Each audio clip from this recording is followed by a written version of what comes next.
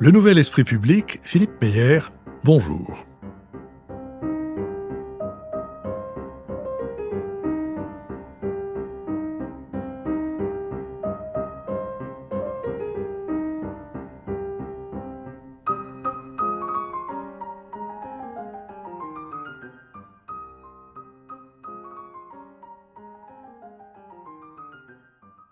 Bonjour, merci de nous avoir rejoints pour ce deuxième épisode de ma conversation avec Patrice de Montcamp, historien et économiste et historien, et en l'occurrence connaisseur de l'histoire et de l'actualité, de la réalité des passages couverts parisiens, la nouvelle destination des touristes et des Parisiens curieux. Nous nous sommes quittés, Patrice de Montcamp, sur la diversité de l'état des passages couverts en France, ceux de Paris et ceux de province. Est-ce que vous pouvez nous en dire davantage sur cette situation ? Sur Paris ? Et sur Paris, et commençons par Paris. Alors, Paris, la vie des passages est effervescente en fait au début du 19e siècle, elle marche partout, et elle va connaître un déclin progressif avec quasiment la fin des passages. C'est le Second Empire, l'inauguration du passage des Princes, boulevard des Italiens, par l'énigmatique, le Tapie de l'époque, le Bernard Tapie de l'époque, Jules Mirès, qui était un journaliste, un type qui venait de la presse de Marseille, qui est monté à Paris, qui a eu une gloire formidable. Napoléon III est venu inaugurer son passage en 1860, et une semaine après, il était en prison. Voilà. Pas Napoléon III, mais Mirès. Non, Napoléon III, il en sortait à ce moment-là. Entre-temps, il y a eu donc au moins une cinquantaine de passages qui ont été construits dans Paris, de différentes tailles, centralisés vraiment autour du Palais Royal ou dans les quartiers, ce qu'on appelait les passages des travailleurs, enfin des trucs, des artisans en fait, vers la rue Saint-Denis. C'est vraiment les deux. C'est par exemple le passage Brady entre le boulevard de Sébastopol et la rue Saint-Martin. Et puis le passage du Grand Cerf qui reste celui qui est qui vit le mieux en fait. Voilà. Et alors il y a eu la grande époque des très beaux passages, c'est les années 1820, début 1830, où va y avoir en même temps la galerie Vivienne, la galerie Colbert et Véro-Daudin. Voilà. Après, il y en a d'autres, hein, mais c'est vraiment les trois formidables de cette époque. Et juste avant, il y a eu le passage qui influence formidablement, après celui du Palais Royal, c'est les panoramas. Alors, il faut expliquer pourquoi ça s'appelle des panoramas. Alors, les panoramas... Attends, situons-le d'abord. Ça part de la Bourse, à peu près, et ça s'arrête au boulevard des Italiens, ou c'est des Italiens? Les panoramas? Oui. De la Bourse au boulevard, au boulevard. C'est pas des Italiens, c'est boulevard Montmartre. Ou Capucine, je ne sais plus. Enfin, c'est pas Montmartre, c'est Montmartre. Et de l'autre côté, oui, absolument, j'ai raison, Montmartre. Et de l'autre côté, il y a d'autres passages, le passage Jouffroy et le passage Verdon. Voilà. Dans lequel le premier, le passage Jouffroy, on trouve le musée Grévin. Oui, exactement. Donc, alors, pourquoi ça s'appelle les panoramas et qu'est-ce qui explique le succès ? Les panoramas, en fait, c'est pas le nom du passage. Enfin, c'est devenu, c'est des spectacles. C'est l'ancêtre du cinéma, en fait. Il y avait deux grandes tours énormes qui étaient construites sur ce boulevard et où on peignait des scènes à 360 degrés. Donc, on rentrait dans l'obscurité. Dans cette tour, il y avait une rambarde, chose comme ça, qui tournait tout autour, et on voyait des choses extraordinaires peintes par des gens. Et par exemple, Chateaubriand s'étonne en revenant à Paris d'aller dans un de ces panoramas. Il voit une scène d'Athènes et il reconnaît la chambre où il couchait à Athènes plusieurs années avant. Il en parle dans tout, pas dans tous ses livres, mais dans les mémoires d'outre-tombe, évidemment. Et donc ça a eu un succès, ça vient d'Angleterre, ça.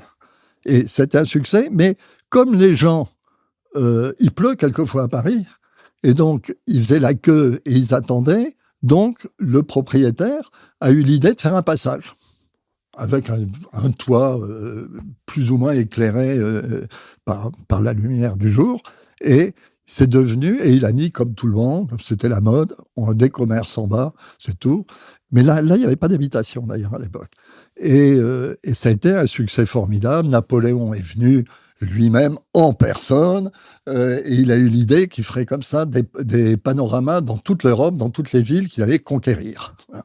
Et donc, c'est sûr que je crois qu'il y a eu le panorama d'Austerlitz, qui a eu un succès remarquable à Paris. On allait voir, hein, le brave empereur qui avait gagné et tout. Bon. Alors, ça a été un énorme succès. Et en plus, il était très bien situé. Alors, la bourse n'existait pas à l'époque. Hein, c'était un couvent, hein, mais qui était fermé, évidemment. La Révolution était passée par là.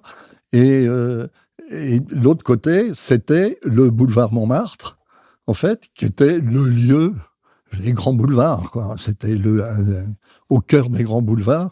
Et de l'autre côté des boulevards, c'était la campagne. Absolument.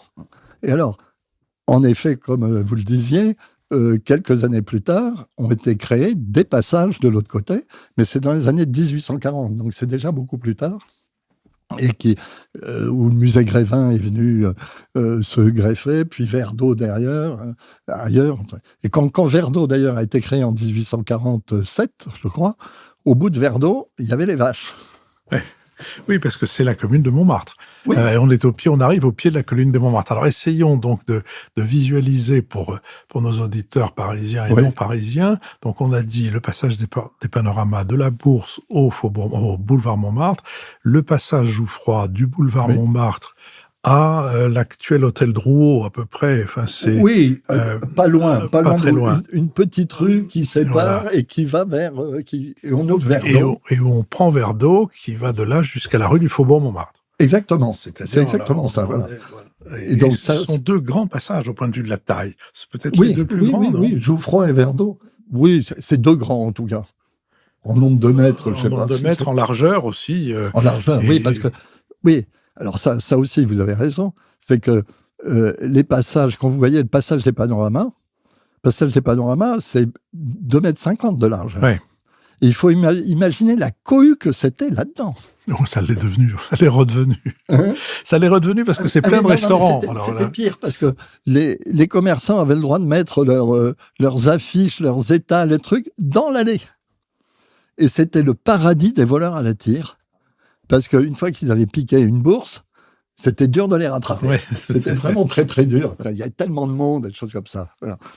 Et alors, il y a toute cette période, les plus beaux passages, c'est cette période de fin 1820, 1830, avec, pour moi, les deux plus beaux de Paris, c'est quand même Véro-Daudat et la galerie Vivienne. La galerie Colbert était certainement très, très belle. Mais il y a une rénovation faite dans les fin des années 80, début 90. Je suis désolé, mais c'est Disneyland. Quoi. C'est un massacre, ouais. C'est un massacre. Et en plus, ils ont toujours refusé de mettre des commerces là-dedans. Oui. Ce sont des salles de cours, en fait. Et c'est vraiment triste, quoi. C'est dommage, parce que c'est pas l'idée d'un passage. Non, c'est pas l'idée d'un passage. Et puis surtout, dans cette entre la Galerie Vivienne et la Bibliothèque nationale, qui, au contraire, a été très, très bien rénovée. Et il y a cette espèce d'endroit impersonnel, sinistre, totalement sinistre, qui est propriété, d'ailleurs, de la Bibliothèque nationale.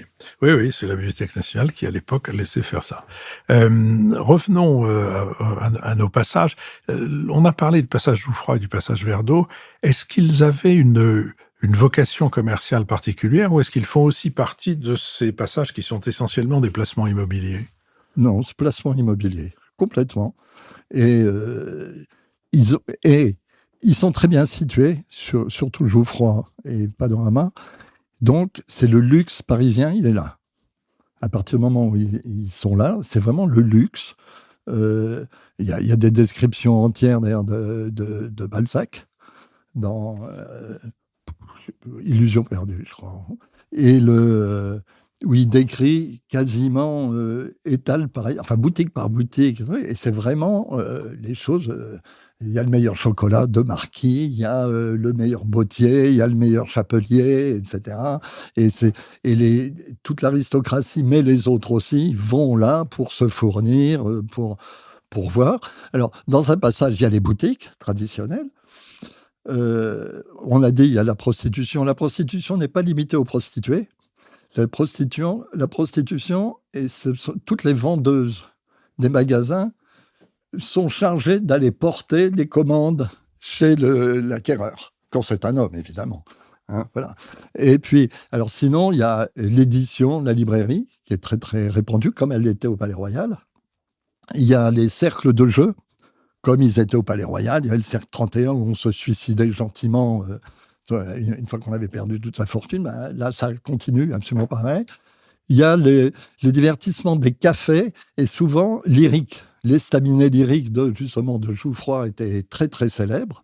C'est une grande salle, il y a des tas de gravures, il y a des toiles faites sur cet tas où on vient, et les chanteurs de l'opéra venaient le soir chanter dans l'estaminet lyrique, etc. Il y a, donc il y a énormément d'activités diverses, et il y a une chose qui est absolument régulière, c'est il y a toujours un centre, enfin un bâtiment de théâtre, oui, le théâtre essentiellement à l'époque. Alors, passage des panoramas, vous avez le théâtre des variétés qui est venu se mettre là quand il a été déménagé. Il est de Place de la Bourse, il était Place de la Bourse avant, il est venu s'installer là. À Jouffroy, vous avez Madame Tussaud à la française. Hein. Avec une très jolie salle de spectacle et une acoustique formidable. Ah, oui. La petite salle du musée Grévin, c'était malheureusement, depuis que le musée Grévin a été racheté par des gens qui font essentiellement la promotion de la statue de Michel Drucker ou de Gérard Depardieu ou de Vanessa Paradis, et non plus celle de Jeanne d'Arc et du cardinal de la Balue qui nous avait tellement effrayés quand nous étions enfants dans sa cage. Cette salle n'est plus accessible, mais il y avait une association qui a pendant des années loué cette petite salle pour y donner des concerts, et notamment pour y faire entendre des chanteurs et des chanteuses lyriques, et c'est une bonbonnière avec une des plus belles acoustiques que j'ai entendues. Fin de la parenthèse, la forme d'une ville, l'hélas, etc., etc. Mais c'est une constante, ça, cette espèce de... Il y a une salle de spectacle, pratiquement tout le temps, pratiquement toujours. Et dans quasiment tous les passages, que ce soit en France, enfin à Paris, et puis après en Europe, toujours, vous avez une salle de spectacle. Est-ce qu'il y a un moment de leur histoire où on peut identifier une clientèle particulière pour les passages, une clientèle bohème, une clientèle chic, une clientèle riche, une clientèle au contraire populaire, ou ça dépend des coins? Le passage, c'est vraiment le melting pot. Hein. C'est justement un lieu... En fait, les passages, ce sont des grands boulevards, des morceaux des grands boulevards couverts. Et on trouve exactement la population des grands boulevards parisiens dans les passages.